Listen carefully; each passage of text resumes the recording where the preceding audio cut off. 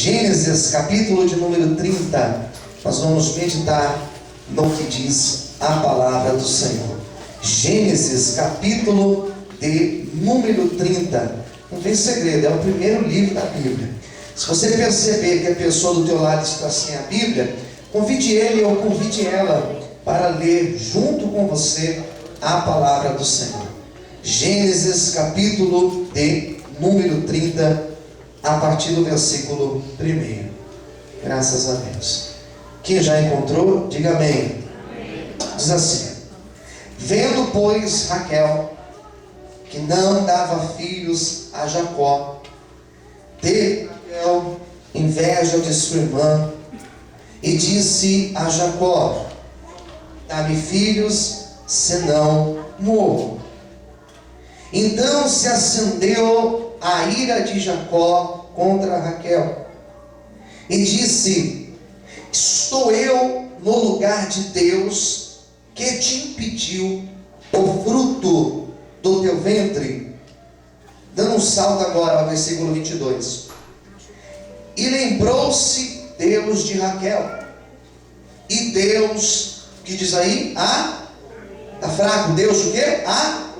Deus já ouviu, e abriu a sua madre. Daí deu 23. E ela concebeu, e teve um filho, e disse: tirou-me Deus a minha vergonha. Repita comigo: tirou-me Deus. Mais velho: tirou-me Deus a minha vergonha. Amém? Podemos orar? Feche os teus olhos agora, curva a sua cabeça. Senhor, meu Deus e meu Pai, este é o momento, Senhor, onde nós vamos ouvir a Tua palavra, onde nós vamos ouvir a Tua voz. A oração que eu faço nessa noite é a mesma que eu faço todos os dias ao subir no Teu altar para pregar a Tua palavra. A minha oração é para que o Senhor possa falar conosco, que nada venha nos impedir, que nada venha roubar a ministração desta palavra, Senhor, mas que nós sejamos ministrados de uma maneira gloriosa pelo Teu Espírito Santo. Fale conosco nesta noite, é o que eu te peço em nome de Jesus. Todos digam amém? Você pode aplaudir bem forte ao Senhor esta noite. Graças a Deus. A história que nós acabamos de ler é a história de um casal. Você sabe que casamento é uma coisa muito interessante. É fácil, né? Existem as diferenças. E o grande problema, ou um dos grandes problemas, é quando no casamento não existe a inspiração, a ambição, a busca pelos mesmos objetivos. É complicado se eu tenho um sonho e a minha esposa, ela não compartilha do mesmo sonho que eu. É complicado quando eu tenho um propósito em meu coração e oro e busco e vou atrás, e a minha esposa, ela não tem a mesma ambição que eu tenho por este algo. É um dos problemas de casamento. Casamento é só isso de problema? Se fosse só isso seria fácil, mas não é só isso. São vários problemas. Mas entre os problemas que eu tenho encontrado, tenho ministrado casais, é justamente isso: a dificuldade de se buscar um mesmo objetivo, a dificuldade de ter os mesmos desejos, a dificuldade de orar pelos mesmos propósitos. Quem está entendendo? Diga amém. A história deste casal fica um pouco diferente de nós entendermos do modelo de hoje, porque aqui era uma outra época. Nesta época, os casais, eles tinham uma outra cultura, uma outra formação cultural, diferente da nossa. Um exemplo: era comum nessa época, e era extremamente aceitável, um homem ser casado e ele ter mais outra mulher, ou mais duas, ou mais 3 mulheres, ele ter outras esposas. Era comum ele ter outras esposas e ter filhos com todas elas. E não é escondido, era tudo ali normal, porque culturalmente isso era aceitável. Quem está entendendo, diga amém. Amém? Então os irmãos já vão tirando aí o cavalinho da chuva, porque é nessa época que eu estou falando. Então esse personagem aqui, Jacó, ele tinha outras esposas, ele tinha filhos com outras esposas, ele tinha já constituído a sua família, a sua descendência.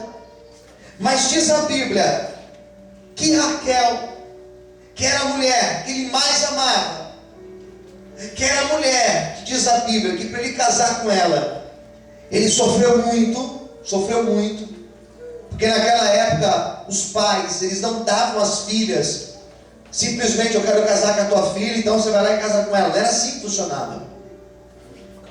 Existia todo um ritual, existia todo um mistério aí, existia todo um trabalhar quando um homem queria se casar com uma mulher. Então Jacó, quando ele foi trabalhar para o pai dessa mulher, que era Raquel, ele conheceu a Raquel e falou assim: eu quero casar com essa mulher. Ele chegou para o pai dela, para o nome de Labão, e falou assim: Labão, eu quero casar com a tua filha.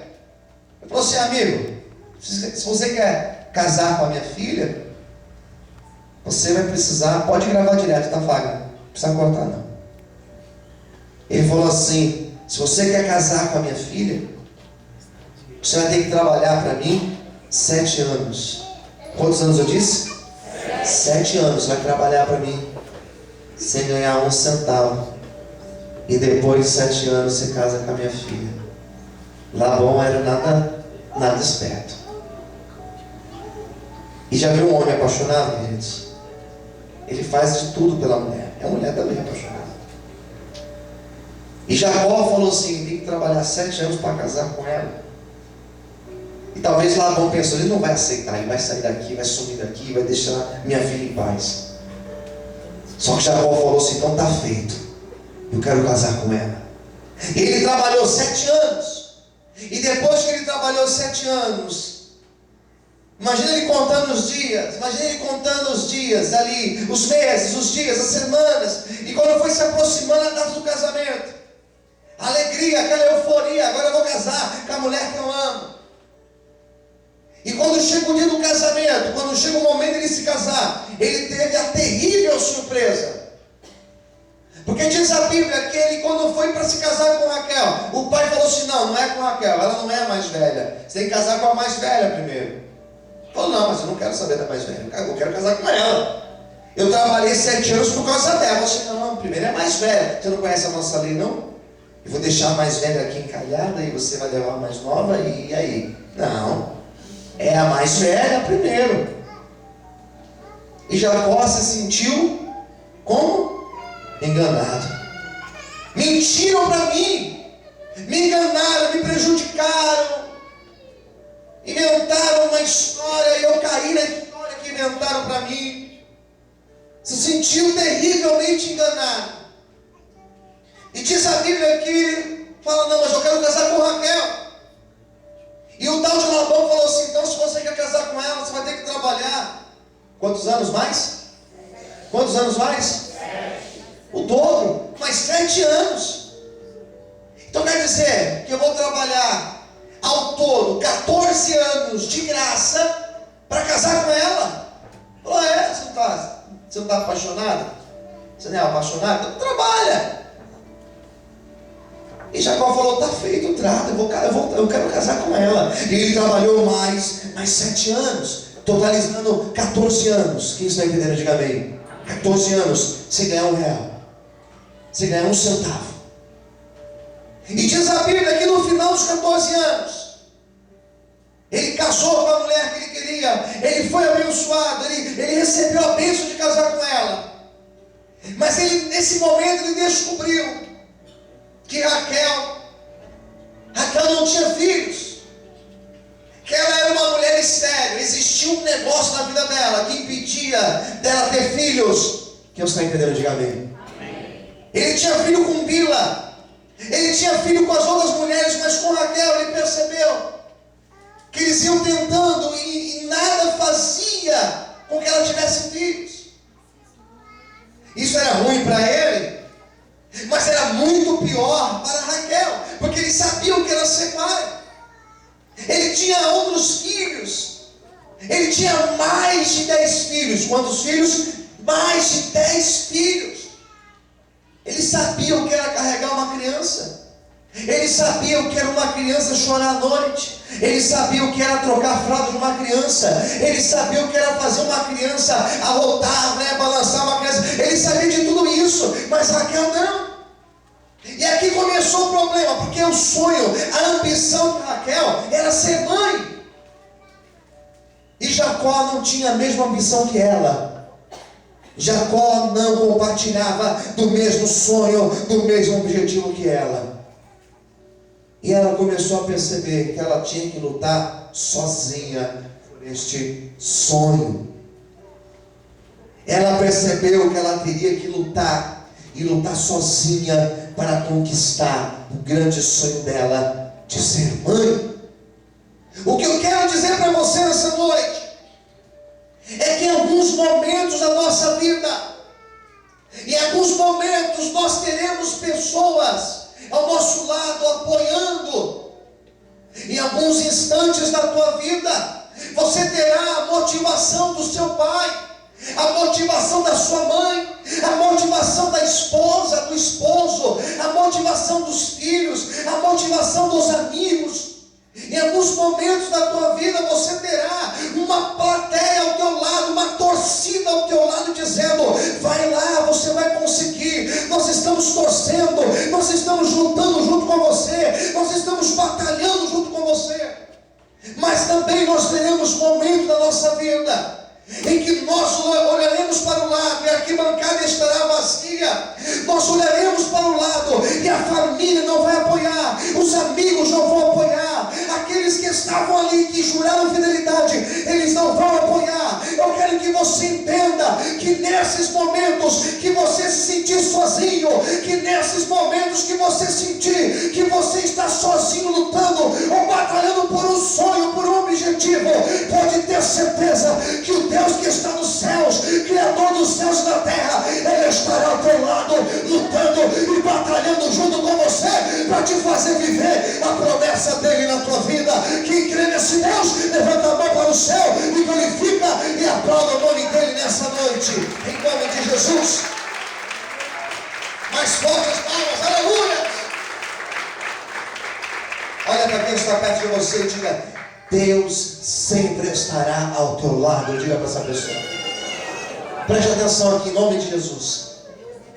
E ela começou a viver uma vida de depressão.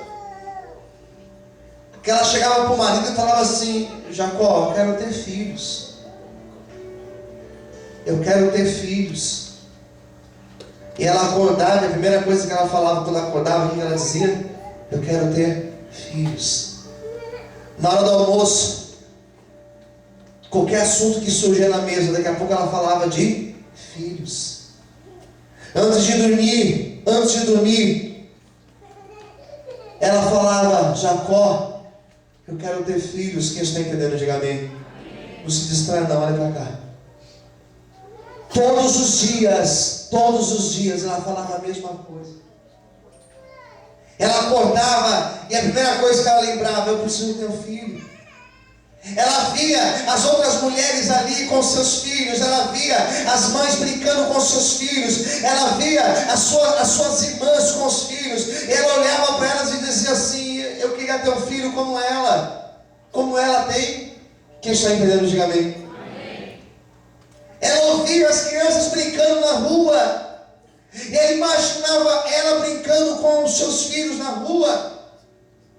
Ela via as suas irmãs ensinando as crianças, dando os primeiros passos, e ela dizia: Deus, será que nunca eu vou ter esse prazer de ensinar um filho meu, de ensinar uma criança minha a dar os primeiros passos? Será que nunca eu vou viver isso? E conforme os dias, semanas, os meses iam passando, ela via cada vez mais distante a promessa de Deus se cumprir na vida dela. Eu estou pregando para pessoas aqui nessa noite. Eu sei que Deus está falando com pessoas para pessoas que também estão com a mesma sensação, estão vendo as promessas cada vez mais distantes. A impressão que você tem que cada dia, cada semana que passa, mais longe fica a promessa de Deus na tua vida. Só que nesta noite eu quero te dizer, não se preocupe, porque Deus, Ele está te vendo e Ele vai tirar a vergonha da tua vida. Se você crê nesse Deus, glorifica e exalte o nome dEle nessa noite, em nome de Jesus. Você pode aplaudir o Senhor em forte. Aleluia. Você pode glorificar a Deus. Ela começou a ter inveja. Sabe o que é inveja? Já sofreu com inveja? Pergunte para o seu irmão, já sofreu com inveja? Ei, sabe o que é inveja, irmãos? Uma coisa terrível. Você compra um sapato e a pessoa invejosa, ela compra um igual. Pessoa invejosa é aquela pessoa que você fala, ó, final do ano vou viajar lá para a Bahia. E sabe o que ela faz? Final do ano ela também vai querer viajar lá para a Bahia, porque ela tem inveja. Quem está entendendo? Diga amém. Sabe quem é a pessoa invejosa? Preste atenção. Sabe quem é a pessoa invejosa? Aquela pessoa que quer tudo que você tem. Ela quer igual aquilo que você tem. Amém? Leva a criança lá embaixo lá, para ela não ficar chorando. Vem aí um dos ouvidos para mim, por favor. Me ajuda aí, por gentileza. Amém. Amém, queridos? Ela começou a sentir inveja. Olha para quem está no seu lado e diga, você não precisa ter inveja de ninguém. Porque Deus, está fraco, diga assim, porque Deus, Ele é poderoso para fazer muito mais do que você tem sonhado na tua vida. Você pode aplaudir esse Deus bem forte. Você pode glorificar esse Deus. Mas ela começou a ter inveja. A tal ponto que ela disse o seguinte: Jacó, ou você me dá filhos, ou então eu morro. Ou você me dá filhos, ou eu prefiro morrer. Quem está entendendo? Diga amém. Que pensamento é esse? Eu não julgo Raquel, porque nós não sabemos o que representava para ela esse filho. Nós não imaginamos o que é estar no lugar de Raquel, ou talvez você imagine o que é estar no lugar dela. Talvez você pode se colocar no lugar dela e pensar, olha, se eu tivesse no lugar dela, talvez eu pensaria igual a ela. Mas no momento que ela se viu em desespero, que ela falou assim, eu prefiro morrer do que viver nessa situação. Diz a Bíblia que ela chega para Jacó e ela fala para Jacó isso. Ela pensou que Jacó daria um abraço nela e diria, não, mas nós estamos juntos, e nós vamos orar e Deus vai fazer a obra. Ela pensou que Jacó iria compreender a situação dela. Sabe o que Jacó fez? Versículo 2, olha o que ele disse para ela: porventura estou eu no lugar de Deus que te impediu o fruto do teu ventre? Quem está entendendo? Diga amém. Ele falou assim, por acaso eu sou Deus? Por acaso eu sou Deus? Por acaso fui eu que escolhi você ter filhos ou você não ter filhos? Por acaso a culpa ela é minha? Eu tenho culpa nisso? Em outras palavras, sabe o que ele estava dizendo? Isso não é problema meu. Mas eles não eram casados. Ele não tinha trabalhado 14 anos por causa dela? Sim ou não? Ele não amava essa mulher? Sim, ele amava. Mas porque ele olhou para ela agora e falou assim, por acaso eu sou Deus? Nesse momento eu percebo, queridos, que Jacó estava de cabeça cheia. Nesse momento eu percebo que não é que ele não amava Raquel. é que ele não aguentava mais. Ele ouvia a mesma história de manhã, de tarde, de noite. Ele não aguentava ouvir todos os dias aquela mulher dizendo para ele: eu quero um filho, eu quero um filho, eu quero um filho. Ele não aguentava mais essa pressão, ele não aguentava mais essa palavra. E teve um dia que ele precisou dar um chacoalhão nela. Tem dias que Deus precisa nos dar um chacoalhão. Tem dia que Deus precisa pegar eu e você e chacoalhar eu e você. Quem está entendendo, diga amém. E hoje é um dia desses. Hoje é um dia desses. Sabe o que eu percebo? Que Deus vai deixando. Que Deus vai deixando, mas chega uma hora que Deus para e fala assim: ei, o que você quer na tua vida? Chega! Ou você se decide, ou você volta para trás. Ou você se posiciona, ou a tua vida ela vai ficar do mesmo jeito. Então nesse dia foi o dia que Jacó deu um chacoalhão nela. Jacó segurou nela e falou assim: ei, por acaso eu sou Deus que te impediu o fruto do teu ventre? Sabe o que ele estava dizendo para ela? Você não tem que pedir para mim, você tem que pedir para Deus. Você não tem que se humilhar para mim, você tem que se humilhar para Deus. Sabe o que Deus está dizendo para você nessa noite? Que você não tem que ficar se humilhando para o homem, que você não tem que pedir para o homem, que você não tem que se arrastar por causa de um ou de outro. Você tem que pedir para Ele, clamar para Ele, falar com Ele, porque Ele que é poderoso para trazer aquilo que você precisa. Se você crê nesse Deus, aplauda e exalte o nome dEle nessa noite. Aleluia! Parece que Deus vai dar um chacoalhão alguém aqui nessa noite. Quantos querem chacoalhão de Deus? Então glorifica e adora o Senhor. Amém, queridos? Chacoalhão de Deus é isso.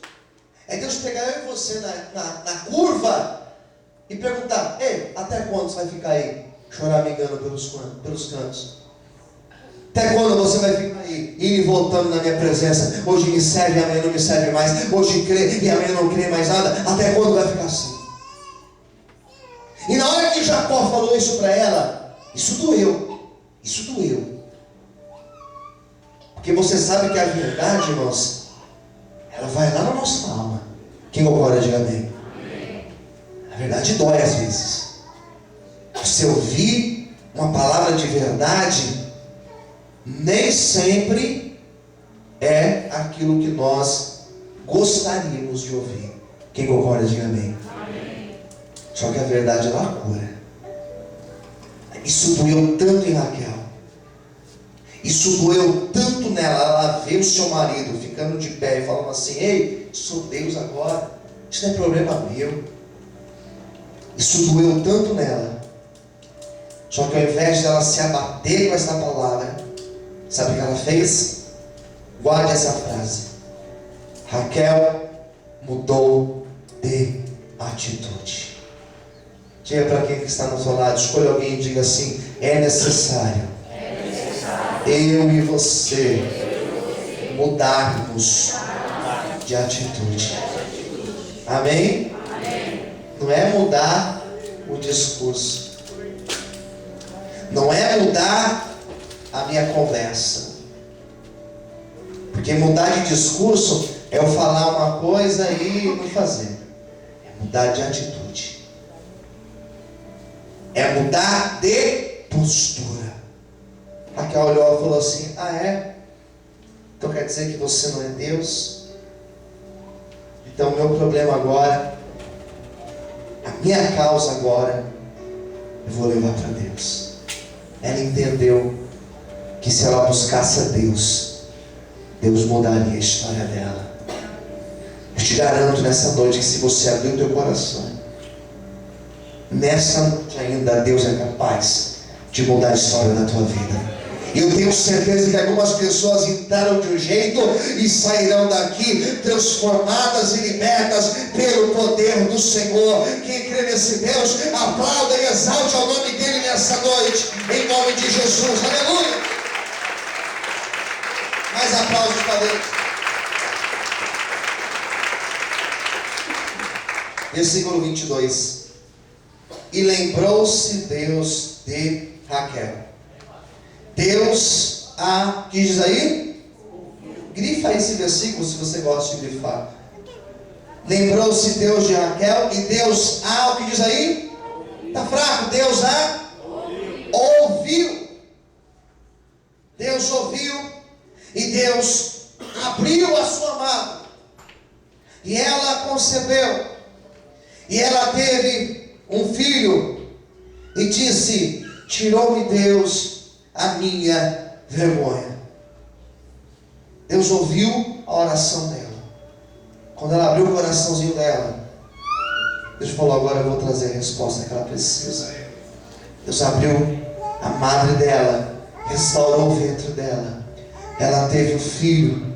E quando ela teve aquele filho, ela falou: tirou-me Deus a minha vergonha. 24. E chamou o seu nome José, dizendo: o Senhor me acrescente um outro filho. Eu quero nessa noite, levanta a sua mão direita para o céu. Eu quero nessa noite profetizar esta palavra dele sobre a tua vida. Levanta a sua mão direita, fecha os teus olhos. Diz o texto que Deus lembrou de Raquel e Deus ouviu a oração dela. A primeira coisa, Deus nessa noite, Ele também se lembrou de você e Ele está ouvindo a tua oração. Ele está ouvindo o teu clamor nessa noite. Levanta a mão. Ele está ouvindo o teu clamor nesta noite. Diz a Bíblia que Deus abriu o ventre dela, e quando Deus abriu o ventre dela, Deus restaurou totalmente o ventre dela. Eu quero hoje profetizar que Deus também, Ele está restaurando a tua vida. Ele também está restaurando o teu casamento. Ele também está restaurando a tua vida sentimental, a tua vida financeira, todas as áreas da tua vida.